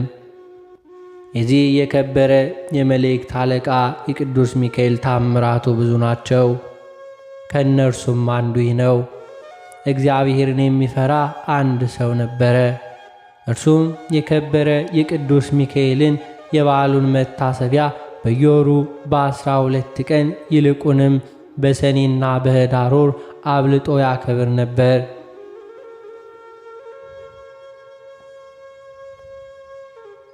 ጎረቤቱም ርኅራኄ የሌለው አንድ ባለጸጋ ሰው ነበር። ይህንም እግዚአብሔርን የሚፈራውን ሰው የከበረ መልአክ የሚካኤልን በዓል የሚያደርግበት ጊዜን እንዲሁ ይጠላውና ያቃልለው ነበር። ለድሆች ስለ መራራቱ ይዘባበትበት ነበር። የሕይወቱ ዘመን ተፈጽሞ የሚሞትበትና ከዚህ ከኃላፊው ዓለም ድካምም የሚያርፍበት ጊዜ ሲቀርብ የክቡሩ መልአክ ሚካኤልን የበዓሉን መታሰቢያ ያደርግ ዘንድ ምጽዋት ሰጭም ትሆን ዘንድ ሚስቱን አዘዛት። ከዚህ በኋላ አረፈና ገንዘው ቀበሩት። ሚስቱም ጸንሳ ነበረች። የመውለጃዋም ጊዜ ደርሶ ምጥ ያዛት። በታላቅ ጭንቀትም ውስጥ ሳለች እንዲህ ብላ ጸለየች። የእግዚአብሔር መልአኩ ሆይ ራራልኝ፣ በእርሱ ዘንድ ባለሟልነት አለህና በእግዚአብሔር ዘንድ ስለ እኔ ለምንልኝ። ይህንንም ባለች ጊዜ በቤቷ ውስጥ ብርሃን በራ፣ ከችግርም ዳነች። መልኩ ውብ የሆነ ወንድ ልጅንም ወለደች። የእግዚአብሔር መልእክተኛ ቅዱስ ሚካኤል ከሰማይ ወርዶ ሕፃኑን እንዲህ ብሎ ባረከው። ርኅራኄ የሌለውን የዚህን ባለጸጋ ገንዘብና ሀብት ጥሪቱን ሁሉ ይህ ሕፃን እንዲወርስ እግዚአብሔር አዟል። ባለጸጋውም በቤቱ በአልጋው ላይ ሳለ ጆሮውን እንዲሁ ከፍቶለት ይህንን ነገር ከመልአኩ ሰማ። ይህንንም በሰማ ጊዜ ታላቅ ሐዘን ደረሰበት። ሕፃኑንም የሚገልበትን ምክንያት ይፈልግ ጀመረ። ነገር ግን ክብር ይግባውና ጌታ ይጠብቀው ነበር።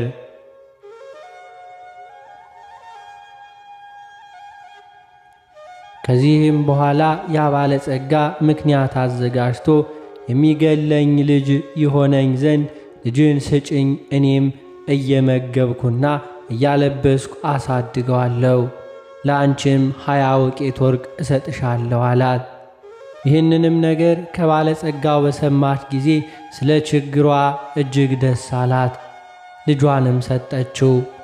እርሱም 20 ወቄት ወርቅ ሰጣት። ልጇንም ወሰደው፣ የምሻው ተፈጸመልኝ ብሎ ደስ አለው። ከዚህ በኋላ በልጁ ቁመት ልክ ሳጥን አሰርቶ ሕፃኑን በሳጥን ውስጥ አስገብቶ ዘጋበት። እስከ ባሕርም ተሸክመው ወስደው በባሕር ላይ ጣሉት። ክብር ይግባውና በጌታችን ፈቃድ ያ ሳጥን ሳይሰጥም ከዚያ ሀገር የ20 ቀን መንገድ ያክል ርቃ ወደምትገኝ ወደ አንዲት ሀገር ወደብ እስኪደርስ ድረስ በባሕሩ ላይ ተንሳፈፈ። በባሕሩም አካባቢ በጎችን አሰማርቶ የሚጠብቅ አንድ ሰው ነበርና ሳጥኑን በውሃ ላይ ተንሳፎ አየ። እርሱም በባሕሩ አውጥቶ ወደ ቤቱ ወሰደው። ይህንም ሳጥን እንዴት እንደሚከፍተው ያስብ ጀመር። ይህንንም ሲያስብ ወደ ባሕሩ ይሄድ ዘንድ ጌታችን በልቡ ሐሳብ አሳደረበት። ወዲያውኑም ተነስቶ ወደ ባሕሩ ሄደና አንድ ዓሣ የሚያጠምድ ሰው አገኘ። ዓሣ አጥማጁንም መረብን በእኔ ስም ጣል፣ የሚይዘውንም ዓሣ ዋጋውን እሰጥሃለሁ አለው። አጥማጁም እንዳለው አደረገ። ያን ጊዜም ታላቅ ዓሣ ተያዘ።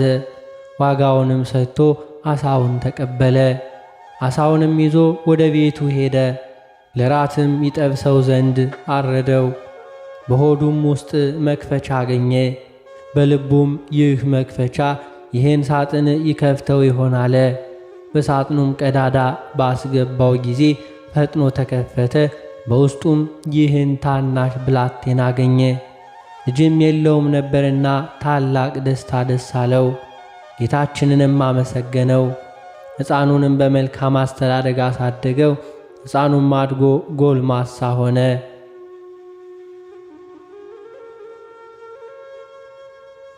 ከብዙ ዘመናት በኋላ ያ ባለጸጋ ተነስቶ ወደዚያ ሀገር ሄደ።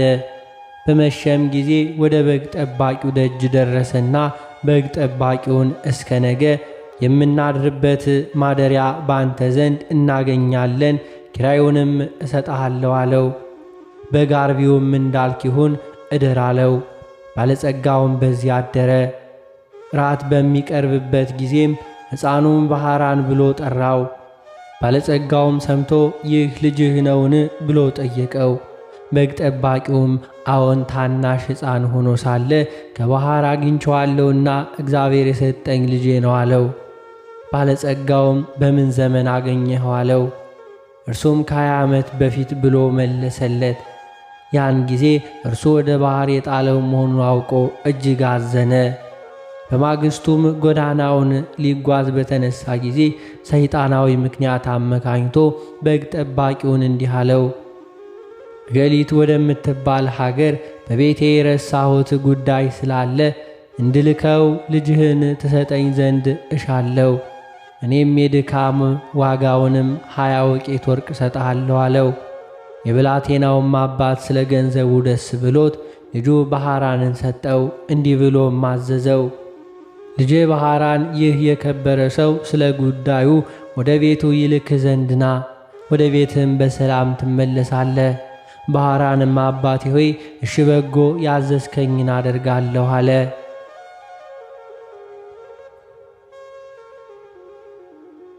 ያን ጊዜ ባለጸጋው ወደ መጋቢው እንዲህ ብሎ ደብዳቤ ጻፈ። ይችን ደብዳቤ በምታነባት ጊዜ ደብዳቤዋን ይዞ የመጣውን ገለህ በጉድጓድ ውስጥ ጣለው፣ ማንም አይወቅ። በመካከላቸውም የሚተዋወቁበትን ምልክት ጽፎ አሸጋት። ለባሕራንም ሰጠው፣ ለመንገዱም የሚሆን ስንቅ ሰጠው። ባሕራንም ተነስቶ ጉዞውን ጀመረ። ሲጓዝም ሰንብቶ የአንዲት ቀን ጉዞ ሲቀረው እነሆ የመላእክት አለቃ የከበረ መልአክ ሚካኤል በንጉሥ ጭፍራ አምሳል በነጭ ፈረስ ተቀምጦ አንተ ጎልማሳ ያስከው ምንድነው አለው። ወደ ገሌ ሀገር ወደ ቤቱ ለማድረስ ከአንድ ባለጸጋ የተጻፈ መልእክት ናት፣ ያችን ደብዳቤ ያሳየኝ አለው። እርሱም ስለፈራ ሰጠው። በዚያን ጊዜ የከበረው መልአክ ሚካኤል ያችን የሞት መልእክት ደመሰሳት። በእርሱ ፈንታ በንፍሃት ለውጦ እንዲህ ብሎ ጻፈ። ይህችን ደብዳቤ ይዞ ለመጣ ልጅ ባህራን ለሚባል ሰው ይህች ደብዳቤ ደርሳ በምትነበብበት ጊዜ ልጄ ገሊትን አጋቡት፣ በውስጡምና በውጩ ያለ ንብረቴንና ጥሪቴን፣ ወንዶችና ሴቶች ባሮቼን፣ ጠቅላላ ንብረቶቼን አውርሸዋለሁና የፈለገውን ሊያደርግ ሥልጣን ሰጥቼዋለሁና እኔን አትጠብቁኝ፣ እኔ ብዙ ዘገያለሁ። የእኔ ሹም እገሌ ሆይ በእኔና ባንተ መካከል ይህች ምልክት እነኋት። ከዚህ በኋላ አሽጎ ለባህራን ሰጠውና ወደ ባለጸጋው ቤት ሲሄድ ይህችን ደብዳቤ ለሹሙ ሰጠው። በጎዳናም እኔ እንደተገናኘሁ አትንገረው፣ እንዳይገድልህም ይህን የሞት ደብዳቤ ለውጬልሃለሁ አለው። ባህራንም እሺ ጌታዬ፣ ያዘዝከኝን ሁሉ አደርጋለሁ አለ።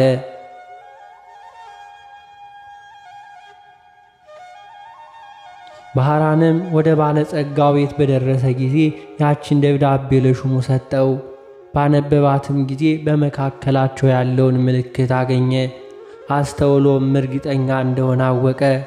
ከዚህም በኋላ የባህራን ሰርግ አዘጋጅቶ እንደሚገባ በቤተ ክርስቲያን ሥርዓተ ተክሊል የባለጸጋውን ልጅ አጋቡት።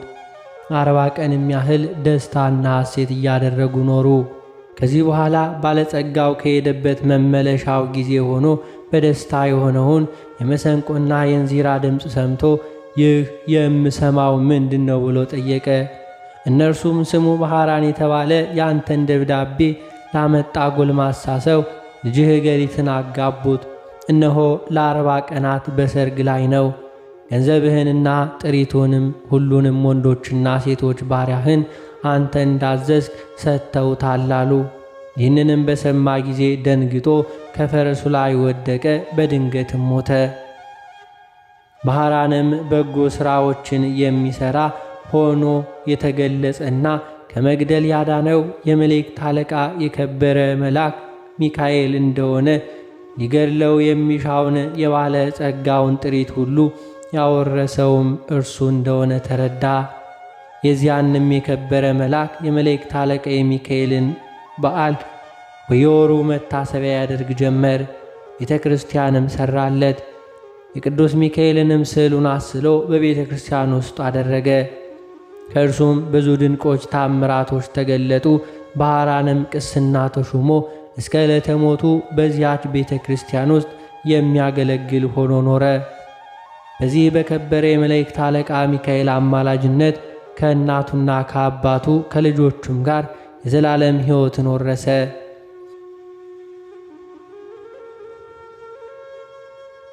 መድኃኒታችን በተነሳበትም ቀን ይህ ክቡር መልአክ ሚካኤል ከውስጠኛው መጋረጃ ውስጥ ገብቶ በክብር ባለቤት ፊት እንዲህ እያለ ይለምናል። እውነት ስለሆነ ቃል ኪዳንህ በምድር መታሰቢያን የሚያደርጉትን ትምርልኝ ዘንድ ፈጣሪ ሆይ እኔ አገልጋይህና መልእክተኛ ከቸርነትህ እለምናለሁ። አንተ መሐሪና ይቅር ባይ ነህና። የክብር ባለቤት ጌታችንም እንዲህ ብሎ ይመልስለታል። የመንፈሳውያን የሰማያውያን መላእክት አለቃቸው ሚካኤል ሆይ መታሰቢያን የሚያደርገውን ሁሉ መሸከም እንደምትችል ከሲኦል 3 ጊዜ በክንፎች ተሸክመ እንድታወጣ እኔ አዝዣለሁ። ይህንንም ቃል በሰማ ጊዜ እጅግ ደስ ብሎት የበዓሉን መታሰቢያ ከሚያደርጉት በክንፎቹ ተሸክሞ የእሳቱን ባህር አሳለፋቸው።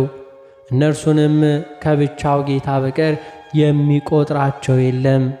ስለዚህ የዚህን ታላቅ የከበረ የመላእክት አለቃ የሚካኤልን የበዓሉን መታሰቢያ ለማድረግ መታገል ይገባናል። እርሱ ከሰይጣን ወጥመድ ያድነን ዘንድ በዘመናችን ሁሉ ይጠብቀን ዘንድ ኃጢአታችንን የሚያስተሰርይ ዘንድ መከራችንን የሚያርቅ ዘንድ የምድራችንንም ፍሬ ይባርክ ዘንድ ፈቃዱንም ለመስራት ይረዳን ዘንድ ከእኛ ወገን የሞቱትን ዕረፍተ ነፍስ ይሰጥ ዘንድ ወደ መንገድ የሄዱ አባቶቻችንና ወንድሞቻችንን ወደ ቤታቸው በሰላም በጤና ይመልሳቸው ዘንድ በመካከላቸው ፍቅር ያደርግልን ዘንድ እስከ መጨረሻይቱም ሕቅታ ድረስ በቀናች ሃይማኖት ያጽናን ዘንድ በእግዚአብሔር ፊት ስለኛ ይለምናልና የክርስቶስ ወገኖች የሆኑ መኳንንቶቻችንንም ጠብቆ በወንበሮቻቸው ላይ ያጸናቸው ዘንድ የሳቱትን ወደ ቀናች ሃይማኖቱ ይመልሳቸው ዘንድ ለእግዚአብሔር ምስጋና ይሁን። እኛንም በዚሁ መልአክ አማላጅነት ይማረን ለዘላለሙ አሜን።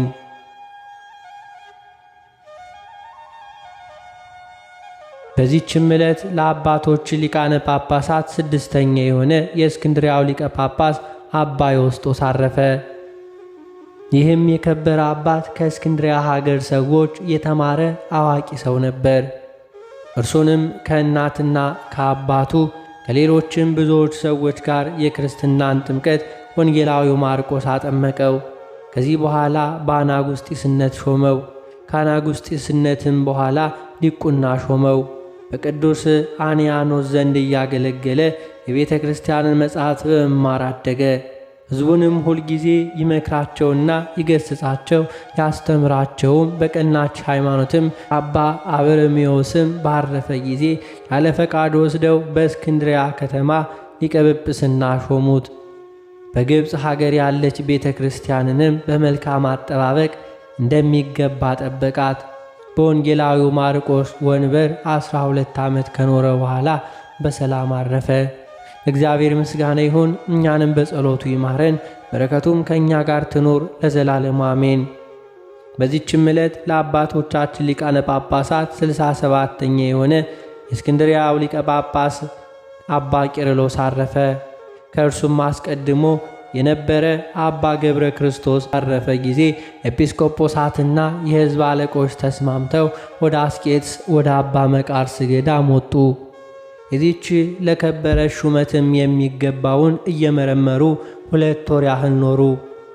የአባ ዮሐንስ አጢር ገዳም የትንቢት መንፈስ ያደረበት ስሙ ገብረ ኢየሱስ የሚባል አንድ ሰው ነበር።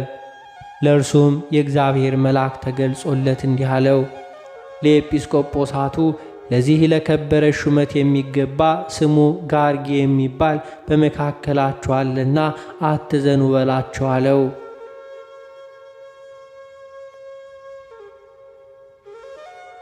ያን ጊዜ ቅዱስ ገብረ ኢየሱስ ይህን ነገር ነገራቸው። ከዚህ በኋላ ይህን አባት ይዘው ያለ ፈቃዱ በወንጌላዊው ማርቆስ ወንበር ላይ ሊቀ ጵጵስና ሾሙት። እርሱም እጅግ አዋቂ ነበርና በሹመቱ ዘመን ቤተ ክርስቲያን ደስ ተሰኘችበት። ኤጲስቆጶሳትን ቀሳውስትንና ዲያቆናትን ሾመ። ብዙዎች አብያተ ክርስቲያናትንም ደረሰ። ከዚህ በኋላ ለኢትዮጵያ ሀገር አንድ ጳጳስ ሾመ። በእውቀቱና በደግነቱ እጅግ ደስ ተሰኙበት። ብዙዎችን ከክፉ ሥራ ወደ በጎ ሥራ መልሷቸዋልና እግዚአብሔርንም የሚፈሩ ሆነዋልና በበጎ ሥራም ጸንተዋልና። ለንጉሡ እንዲሁም ለመኳንንቶቹ ብዙ ሚስቶች ነበሯቸውና እርሱ ስላስተማራቸውና ስለገሠጻቸው ሚስቶቻቸውን አሰናፍተው እንደ ሕጉ በአንዲት ሴት ጸኑ። የከበረ አባ ቄርሎስም 11 ዓመት ከ3 ወር ተኩል ሲፈጸምለት ሥጋውንና ደሙን ተቀብሎ በሰላም አረፈ። ሥጋውንም ወደ አስቄጥስ ገዳም ወደ አባ መቃርስ ደብር ተሸክመው ወስደው ከከበሩ ሊቃነ ጳጳሳት አጽም ጋር አኖሩት። ለእግዚአብሔር ምስጋና ይሁን። እኛንም በዚህ አባት ጸሎት ይማረን፣ በረከቱም ከእኛ ጋር ትኑር ለዘላለም አሜን።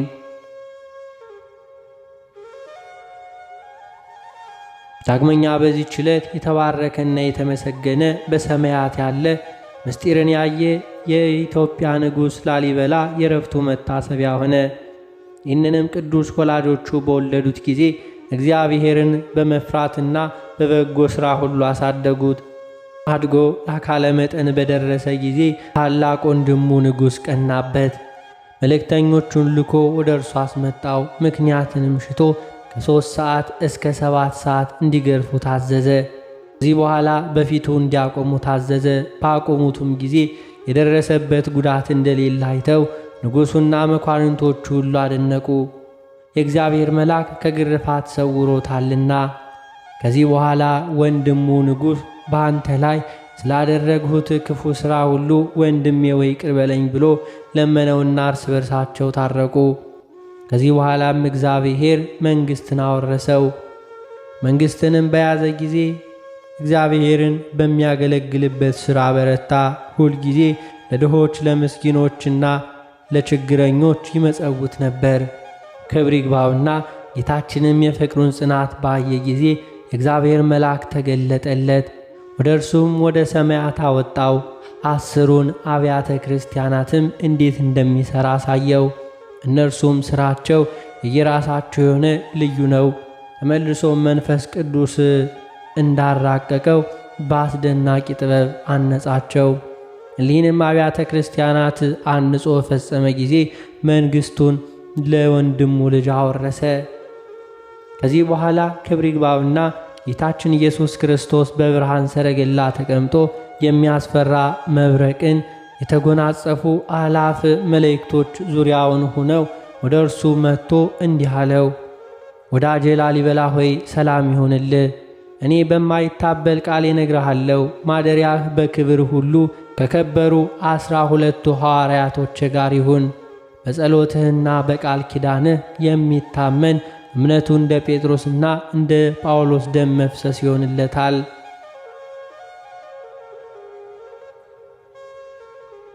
ወደ ቤተ መቅደስ የሄደ በኢየሩሳሌም ወዳለው ቤተ መቅደስ እንደሄደ ይሆንለታል። መቃብሩንም የተሳለመ የሥጋዬን መቃብር እንደተሳለመ ይሆንለታል። በዓመታቱ ወሮች ሁሉ የተራቡትን እያጠገበ የተጠሙትን እየተጠማ መታሰቢያዬን ለሚያደርግ እኔ የተሰወረውን መና እመግበዋለሁ፣ የሕይወት ጽዋን አጠጣዋለሁ። በመታሰቢያ ቀንም ዕጣን ወይም ስንዴ የሚያገባውን እኔ በኢየሩሳሌም ሰማያዊት በውስጠኛው መጋረጃ አስቀምጬ ከተቆረሰው ሥጋዬ አቆርበዋለሁ። በአማላጅነትህም የታመነ የገድልህንም የቃል ኪዳንም መጽሐፍ የሚጽፈውን የአንተን ስም በተጻፈበት ቦታ እኔ ስሙን እጽፈዋለሁ። በፍጹም ልቡ የሚለምን ይህን የማይታበል ቃል የተናገርኩ የሕያው እግዚአብሔር ልጅ እኔ ኢየሱስ ነኝ አለው። ላሊበላም ይህን ቃል ኪዳን ስላጸናለት ክብር ይግባውና ጌታችን ኢየሱስ ክርስቶስን እያመሰገነ በምድር ላይ ወድቆ ሰገደ። ጌታችንም ሰላምታ ሰጥቶት በክብርና በምስጋና ወደ ሰማይ አረገ።